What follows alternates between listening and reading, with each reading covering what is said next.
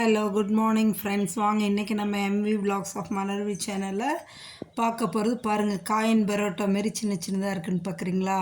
அப்படியே லேயர் லேயராக பாருங்கள், அழகாக இருக்கும் பார்க்குறதுக்கு.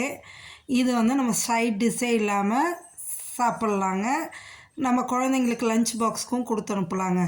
டிஃபன் பாக்ஸ் காலியாக வரும் பாருங்கள். அதுக்கு என்ன செய்ய போகிறோன்னா, ஒரு பெரிய வெங்காயம், ஒரு தக்காளி, ஒரு வரமிளகாய், தேவையான அளவு உப்பு போட்டு, ஒரு 4-5 பூண்டு பல் போட்டு அரைச்சி எடுத்துக்கிறோங்க. நல்லா இன்னும் காரம் வேணும்னா இன்னொரு மிளகா கூட போட்டுக்கலாம். எனக்கு இது போதுங்க. நீங்கள் வேணுன்னா இன்னொரு மிளகா போட்டு காரம் சேர்த்துக்கி அரைச்சி எடுத்துக்கோங்க. இதை பாருங்கள், இதை அரைச்சி எடுத்தாச்சா? அரைச்சி எடுத்து அந்த சட்னி நல்லா கெட்டியாக வச்சுக்கோங்க. தண்ணி ஊற்றி அரைக்கக்கூடாது. நல்லா லேசாக ஒரு சப்பாத்தி நல்லா சாஃப்டாக தேய்ச்சி அது மேலே இந்த கார சட்னி இதே அப்படியே அப்ளை பண்ணிவிடுங்க. ஃபுல்லாக அப்ளை பண்ணிவிட்டு நல்லா தேய்ச்சி விட்டுட்டு அப்படியே லேசாக சுருட்டி எடுங்க. அப்படியே தோசை அந்த சப்பாத்தி தேய்க்கிறோம் இல்லையா, அந்த கல்லுலேயே வச்சுட்டு அப்படியே சுருட்டி எடுத்துருங்களேன். நல்லா அமுத்தி நல்லா கெட்டியாகவே உருட்டி எடுங்க. நீட்டாக அழகாக இந்தமாரி நீங்கள் செஞ்சு கொடுத்தீங்கன்னா ஈவினிங் ஸ்நாக்ஸுக்கு கூட நம்ம செஞ்சு சாப்பிட்லாம். குழந்தைங்களுக்கு ஸ்கூல் விட்டு வரும்போது செஞ்சு கொடுக்கலாம். லஞ்ச் பாக்ஸ் கொடுத்து அனுப்பலாம். சைட் டிஷ்ஷே தேவையில்லைங்க, அப்படியே சாப்பிட்லாம். இதில் ஸ்வீட்டு காரம் எல்லாமே செஞ்சு காமிச்சிருக்கேன் பாருங்கள். இப்போ நல்லா இப்படி உருட்டிட்டு ஒரு சின்ன சின்ன பீஸாக கட் பண்ணிக்கிங்க. கத்தி வச்சு நீட்டாக சின்ன சின்ன பீஸாக கட் பண்ணுங்கள். ஒரு சப்பாத்தி வந்து குறைஞ்சது 6-7 கட் பண்ணலாங்க. பாருங்கள், நான் இப்போ இந்த ஒரு சப்பாத்தி எவ்வளவா கட் பண்ணியிருக்கேன் பாருங்கள். 1 2 3 4 5 6 7 பீஸாக எடுத்திருக்கேன் பாருங்கள். இதேமாரி இது பண்ணிவிட்டு அப்படியே ஒரு ஒரு பீஸை எடுத்து லேசாக ஒரு விரல் வச்சு அமுத்துங்க. அமுத்துனீங்கன்னா ரவுண்டாக வந்துடும். அந்த லேயர் அப்படியே பரோட்டா லேயர் நல்லா தெரியுங்க. அப்படியே லேயர் லேயராக வரும். இது வந்து காரத்துக்கு இதேமாரி செஞ்சுக்கலாங்க. செஞ்சு ஒரு பேனில் ஒரு 2-3 ஸ்பூன் எண்ணெய் ஊற்றி காய வச்சுருக்கேங்க. அந்த 2-3 ஸ்பூன் எண்ணெயிலே அப்படியே லைனாக எடுத்து அடுக்கி விட்டு ஃப்ளேமை வந்து மீடியம் ஃப்ளேமாக வச்சுக்கோங்க. வச்சுட்டு 2 பக்கமும் பெரட்டி பெரட்டி விட்டு எடுத்து கொடுக்கலாங்க. நம்மளுக்கு நல்லா மேலே பார்த்திங்கன்னா நல்லா கிறிஸ்பியாக இருக்குங்க, மொறு மொறுன்னு. உள்ளார சாஃப்டாக இருக்கும். அந்த லேயர் அப்படியே இருக்கும். நம்ம அப்படியே எடுத்து சாப்பிட்லாம். எந்த சைட் டிஷ்ஷும் தேவையில்லைங்க. இது காரத்துக்குங்க. இது வேகிறதுக்குள்ளே அடுத்தது ஸ்வீட்டில் ஒன்று செஞ்சு காமிக்கிறேன் பாருங்கள். நம்ம ஃப்ரூட் ஜாம் வச்சுருப்போம் வீட்டில். ஃப்ரூட் ஜாம் இல்லாமல் இருக்காது மேக்ஸிமம் எல்லா வீட்லேயுமே. பாருங்கள், இதை அப்படியே பெரட்டி விடுங்க. ஒரு 2 நிமிஷத்துக்கு ஒருக்கா பெரட்டி விடுங்க. ஃப்ரூட் ஜாம் எடுத்து அதை வச்சு நல்லா அமுத்தி எல்லா பக்கமும் தேய்ச்சி இழுத்து விட்டுருங்க. நல்லா ஈவனாக அப்ளை பண்ணி விடுங்க ஸ்பூனில்.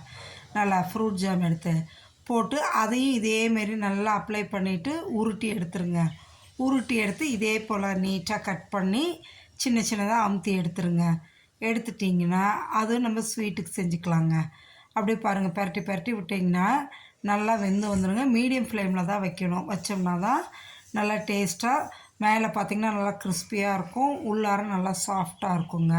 குழந்தைங்களுக்கு இப்படி நம்ம மாற்றி மாற்றி செஞ்சு தரும்போது அவங்க வேண்டான்னு சொல்ல மாட்டாங்க. புதுசாக இருக்குன்ட்டு அதுங்க நல்லா சாப்பிடுவாங்க. நீங்கள் லஞ்ச் பாக்ஸ் கூட கொடுத்து அனுப்புனா சாப்பாடெல்லாம் சாப்பிட்லன்னா இந்தமாரி கொடுத்துட்டிங்கன்னு வைங்களேன், ஈஸியாக ஒரு ஸ்நாக்ஸ் சாப்பிட்ற மாரி சாப்பிட்டு வந்துடுவாங்க. நல்லா ஹெல்த்தியும் கூட. சரிங்களா? இது காரத்துக்கும் இந்தமாரி இனிப்புக்கும் இந்தமாரி செஞ்சாச்சுங்க. அடுத்தது ஒரு முட்டை எடுத்துங்க. முட்டை உடச்சி ஊற்றிட்டு அதில் ஒரு ஸ்பூன் மிளகுத்தூள், கொஞ்சோண்டு மஞ்சத்தூள், அதுக்கு தேவையான அளவு கொஞ்சோண்டு உப்பு போட்டு நல்லா கலக்கி எடுத்துருங்க. அதை எடுத்து அதையும் நான் செஞ்சு காமிக்கிறேன் பாருங்கள். இந்தமாரி செஞ்சு கொடுங்க. குழந்தைங்க வேண்டானே சொல்ல மாட்டாங்க. ஈவினிங் டைம் ஸ்நாக்ஸுக்கு கூட ஸ்கூல் விட்டு வரும்போது நீங்கள் செஞ்சு கொடுக்கலாங்க. நல்லா விரும்பி சாப்பிடுவாங்க. சரிங்களா? சூடாக சாப்பிடும்போது இன்னும் டேஸ்ட்டாக நல்லாயிருக்குங்க. இது வெந்துக்கிட்டே இருக்கட்டும். இந்த பக்கம் பாருங்களேன், நம்ம முட்டை, மிளகு, மஞ்சத்தூள், உப்பு 3 போட்டு நல்லா கலக்கியாச்சுங்க. அதில் நல்லா சப்பாத்தியை தேய்ச்சிக்குங்க. தேய்ச்சிட்டு நல்லா பெருசாகவே தேய்ச்சி அதில் இந்த முட்டை இதை எடுத்து போட்டு ஸ்பூனால் அப்ளை பண்ணுங்கள்.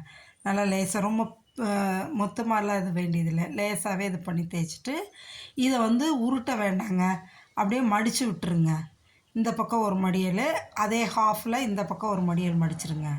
மடிச்சுட்டு அதை அப்படியே இந்த பக்கம் ஃபுல்லாக மடிக்காம கொஞ்சமாக மடிச்சுக்கோங்க. அதே இந்த பக்கம் இப்போ நல்லா பார்க்க ஸ்கொயர் ஷேப்பில் இருக்குங்க.